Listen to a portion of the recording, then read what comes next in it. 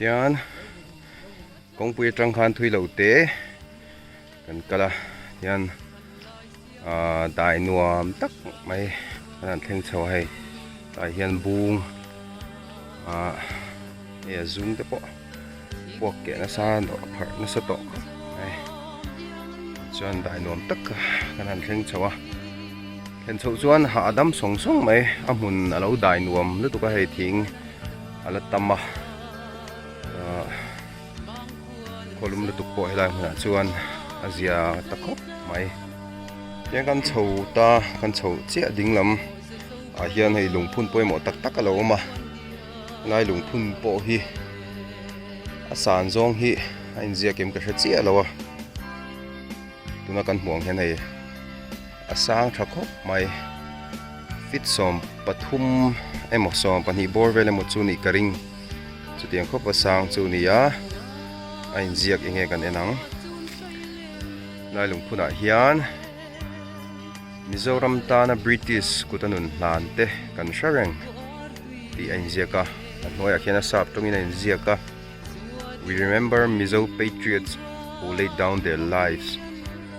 against British colonization ti anh ziaka ni chuan chu an ming anh ziaka lalsut tha te khuang chera ngur bonga kalkhama lian punga ro pui lian ni khwala itenia tin hei heta hena phun tu advisory board tribal art culture the art and culture department ani hi government of Mizoram nya hei hi pusi chongkunga an minister hlui zom tak art and culture minister hlui thin khan ni som paruk thali sangha ko som cooperate khan helung phun hi hongani atun vel po hau tak le na rinom ei alai chung heta hian thirin lo chera ei hi at krema atlui deuh to wang te poni mai thei tlang vel te hi hei khi neu te anom nung lampang hi chu brick te pon remani hi hei brick tha te pon hu thei chunia ro pui khop mai kan Mizo thil lu ani zela tiang hi laya mun nai te aizol tanga nai te aizol tanga kem som pariat vel ani a Falkawn hi chutianga chuan hei kan Mizo mun hlui le thil hriat reng tlak Falkawn a hen alo om reng mai ni lungpui lian deuh lungphun lian deuh pia khan helai hian mihring hawng chen vela lungphun alo om le a chu hei a inziak ang hian lalbura sai lo thlan lung ania ani hi sang kha ko somli le pariat sai lo lal ani liriata pianga sang kha ko somthum pathuma borala sai lo lal kan ti to kha thu inziak khu kan chiarange Mizo lal te zinga ro pui le mingthang British point an ngam lo hi Zokhua ten kan thei ngai lovang ti inziaka phun tu hi tribal research institute art and culture department aizol ania helung phun po hi pu ai chinga art and culture minister ani laya a hon ani sahni le pakhat ni thathum sahni le pakhat khan ro pui khop mai Mizo lal sai lo lal te zinga British point angam lo lal kan neya niang bok hian kan soi tong thin kan shen photo thina ro pui lian ite po ani British ina angam lo lal nu ro pui tak kan neya chian chi chon hei weini kan hu po hi ani ro pui kho mai Mizo ta na thil chin chia thlak tak thil chin chia tlak tu tak ani lalbura sai lo lungphun pia deuh loka khan helai hian lung ker oma a in ker hi ka hmu thiam lutuk lawa amar chu hriat thei deuh ruai a hei helai velai chuan mihring lu lem niawm tak ani a hei ban a phara hi fei a kenga helai hian fei a oma ti chuan helai hian mihring tho lem kha oma hi thil nge ni a ka hre che lawa hlut na anei nge ani ti a hriat theia helai hmuna hian mu thein lo ma hei lungker eng an ker hun lai hian man ro tha po an nei lawa ma ro chu an thil chin chia te hi fel fai takhian ti hian an kher thei zel thina mizo te hi kan lo them thiam ani ma lai tang to khan mo kan pi le pu te tang to khan a lu khop mai hei po hi mizo thil lu ani ta hian in masaber alo langa enge in ziak ti te chunga enge om ti te engin nge ni ti te en ho kan tum do na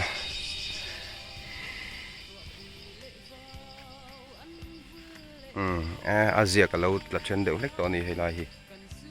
mei tha in ani a helai hi ein ziak hi kan lo mu zel chuan soifia em te po angai khelo mai thei he lai hi ar chia ro ma ta hian kan pi le pu te hun lai kha chuan ar an loi thina ta hi ar chia ani he lai hi kan han lu che khan sum hmun lawm boka chutian chuan hei atifia tu tur tan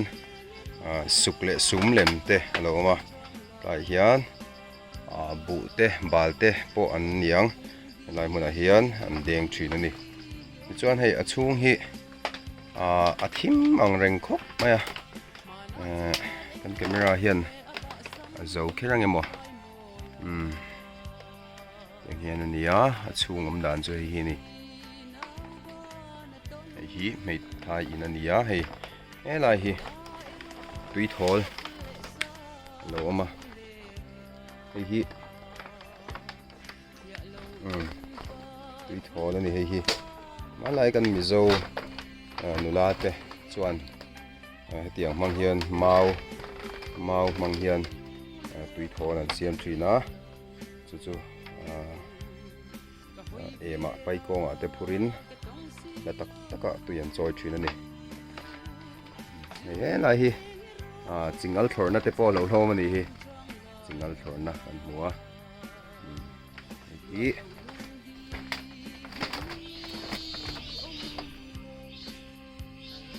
banglai chung omai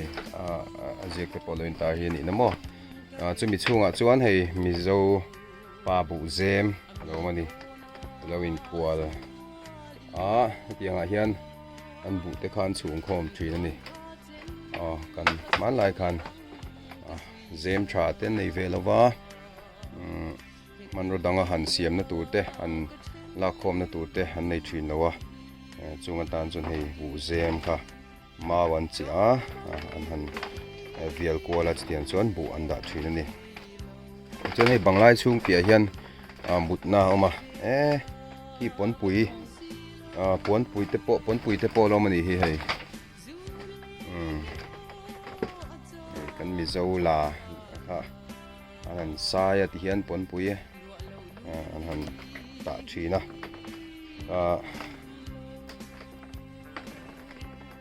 lu mani hei ngi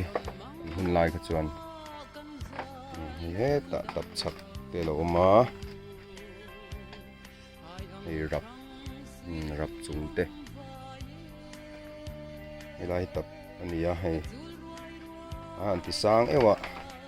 hi do thleng ani ei do thleng ani ya chungi thim deuh to kan ti kha light kan hmanga ei do thleng ani ya do thlenga potlak hlum the an ti thin ka niam te ang lang si hi che so lon hi chuan hoi mun po hi nge pal ani to hi chuan khoya po hian che so la ti thei vek ani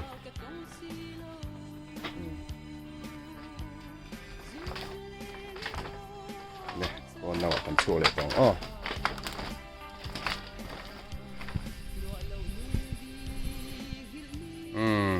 tuna kan hmu le mek hi pum ania chunga hian en tin nge om ti kan en le don ani hi man lai Mizo tena pum an ti ta hian an hmanrua an hriam hrei te kha an chher tir thin ani hei ti hian awma hei hi dot kan ti kha ni a heta tang hian hei hi ta tang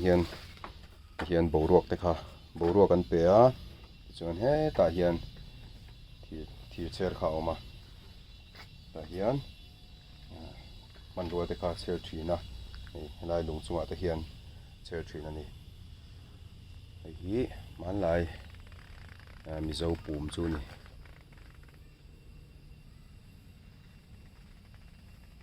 Mizo department la te tan phei chuan thiltang kai tak tur ani helai na hian kan lut le sinanga enge om ti te kan en le don ani en du ka te po yang hi ni ya ang thiang ber turin siam ani hei kan soi tong khan hei helai hi art siar khan ni ya helai chu hei sakhi rote loin tar ani hi sakap thei tak ani don hi sa ok thei tak ani don hi chuan hei sum huna hian hei sum ne suk te po lawmawm le a bu ten teng thina tin helai hi hei 𝐅𝐤𝐳𝐨 ani hi Zokhua na 𝐅𝐤𝐳𝐨 ta thin an kha Zokhua in nom dan hi chu hai nang deuh vek maya tai bu ze ma lo om ve thunga tai chuan rapui chung sang kan tiang chi te kha he ta hi ni ya rapui chung sang di ani ya chung hi chuan helai hi rap chung ani ya chuan hei pon pui te po hena la oma chiang de hekin kan lang e pon pui hi lai Mizo puan nei that ani lum tinarin nom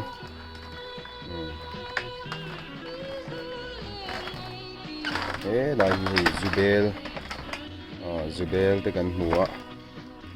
𝐙𝐿𝐵 la hmulo tan hei 𝐙𝐵 ani kual nal em a pawna hian ti hian nangin han kual veka hei ta hian a khaina ten siama chu ate deuh hlek ani hei ai lian te pawh hi an siam thina hela hian her ot nge ani ma se hei fai to lo deuh hleka chu lo ma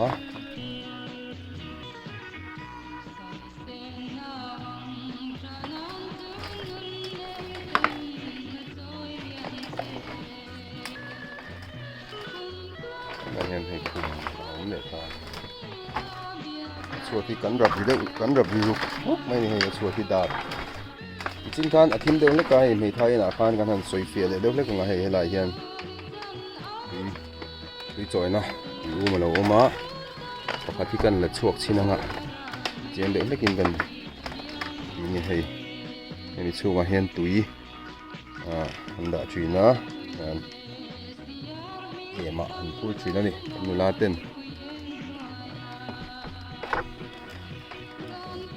tai jon no da chuk mai tai hian du le chinang min nè anh đầu hluite về đâu nách to tin anh lấy sẹo trên ôm tới thấy chú thầy thình tới hi mọi thầy với cái này à tin từ cái độ ngái khúc mày nó còn còn nó cái bò thịt lấy mình mọi chỗ nách to sự to hơn chú hi thêm thầy khóc mày à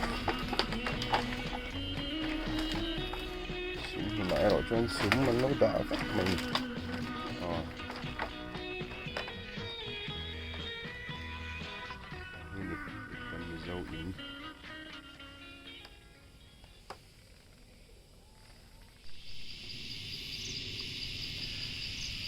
tụi nó cần hủ lệ mấy khi lal in má lại Mizo lal in anh ya hay akot chua lal in có tại hian hay selu pan áo mà hay hi ta hian selu an tar thin ani i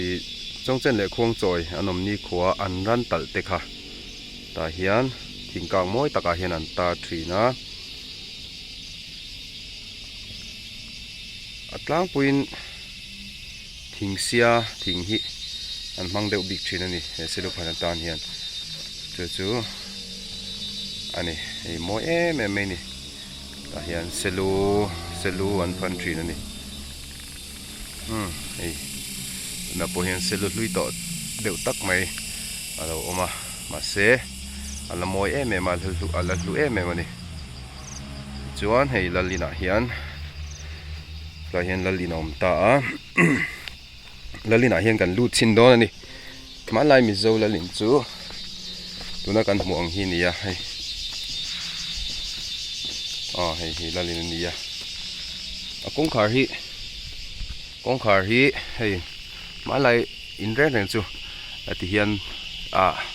nem tol mai thei hian kongkhar hi om vek thina dang dai khop mai thina na ti chuan lalina kan lut ta hei lai hian lal thutna ani helai hi man lai lal thutna ani ya ki alu chung zona ki selun moi tak mai se challu moi tak mai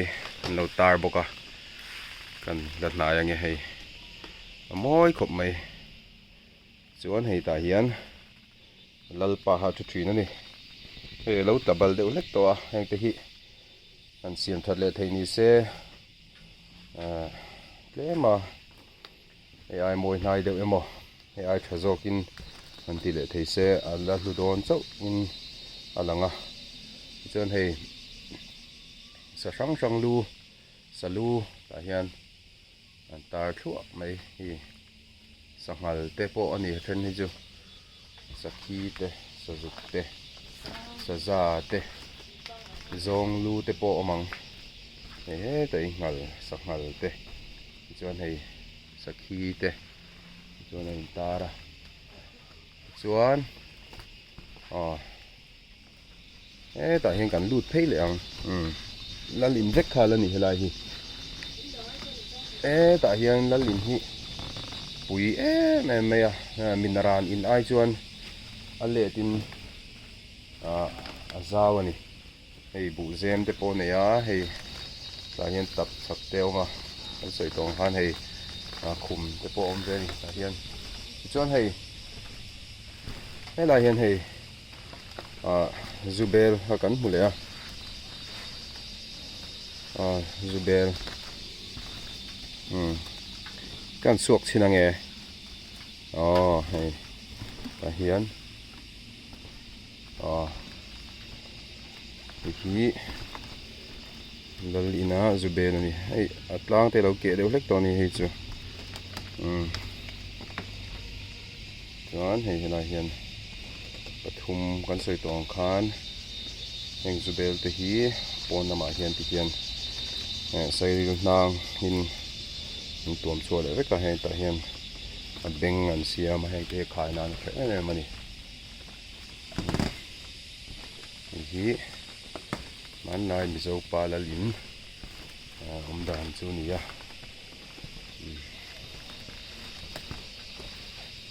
so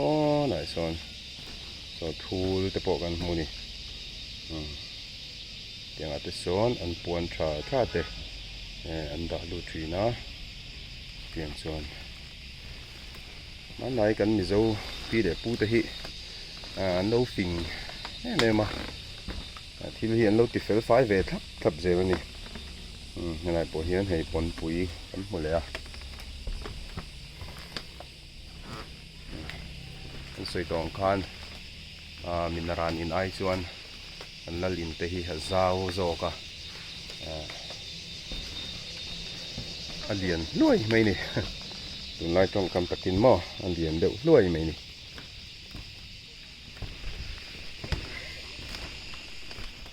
tuna kan hmu hi hei kan Mizo thul kha ni a mong an ei to lo ni he che deuh hlek to ni hi thu là nè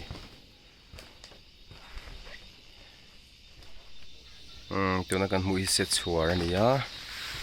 hey thằng ra tê lâu mà cho nên nuôi hi bảy bè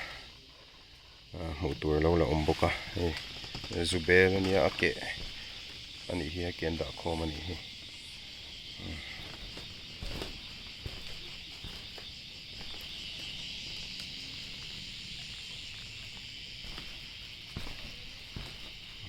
gente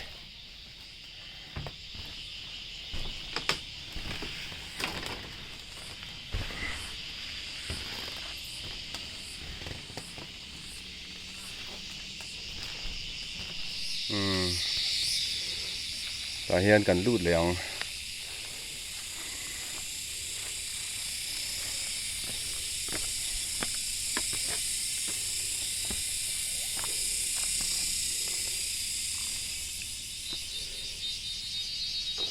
hay arbor mà đâu anh ta hiện gì món này cần đi để phụ cho nó Aaron vụ lại đã nó chơi này á để cần soi tông khan cái lại hiện chia mà cho nên cái lại hiện bụi tùy nó tê lên này bản tê liang tê cho tuần nua tị cho nó đi vào hiện này xin mình rất tên mang tổ nó tê sum lại sụp teo mà cái thì 𝐙𝐤𝐤𝐡𝐮𝐚 lâu in tar le boka 𝐓𝐲𝐤𝐡𝐻𝐿 te lâu in tar le ni cái hi phawk nó cho chú hay chú té được lếch à tiếng phawk cần Mizo mà nia tiếng phụ nan té ăn măng phi này hi phawk mà này nghe được hiện này bật nhị lâu mà mở chú cái chú té này là liền bula khan hey Mizo kan ti to chuan zolbuk hi lo lang nge thui na tuna kan hmu hi ma lai Mizo zolbuk kha ni ma lai wei me hol ang ani chumo heta kan lut sinanga hey alu ka te po hi hey bo bel la lo ma da hian thing dian pui mai ta hian da thui na hei hi kan tlangwal riak tur te kan tlangwal kan tu hrim hrim khan hi an bo lut thui na ni chuan hei ta hian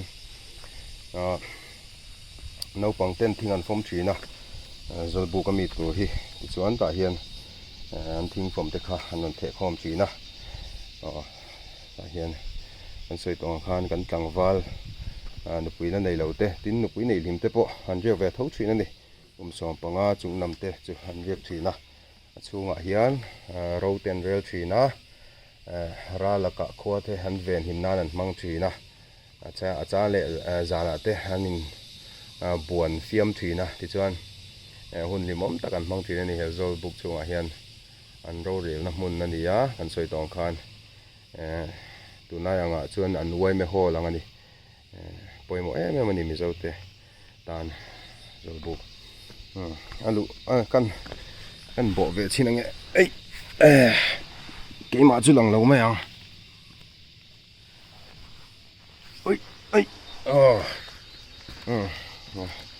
oi bo lut ta hi zolbuk ani ya zawk em mai ni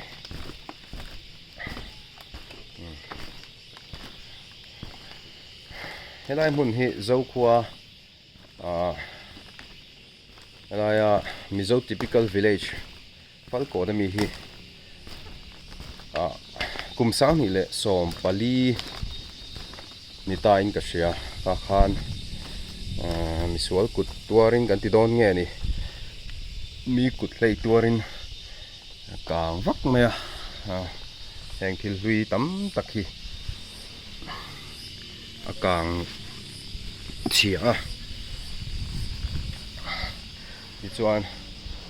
chumi hnu chuan kho than hem ngai na le sawka than hem ngai na in ti hian an din thar le ta an sak thale hnu hian hei a ban te tiang zong zong te hi si menin an ti ta veka chu tian chu ni nei hi vaina kan kalna Mizo typical village Falkawn Zokhua chu ni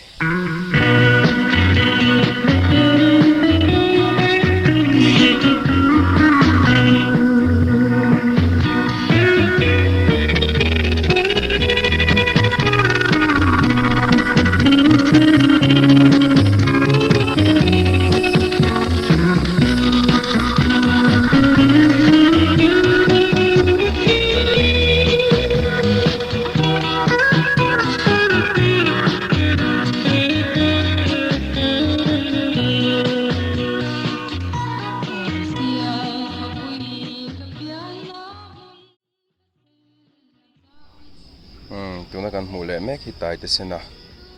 pasal thra tai te sena hriat rengna lungphun ania pasal thra tai te sena hi hming tak chu ral that chhunga ni sangha zariat somriat a pianga sangha zapo pahnia thia ziaka son Mizo tlawh ngai na lama mi hriat reng tlak ti nei ziaka agriculture department of Mizoram ina sang hi le pakhatan phunani ni pung hnuaya tai din nuam tak hnuaya pasal thra tai te sena hriat reng na din halai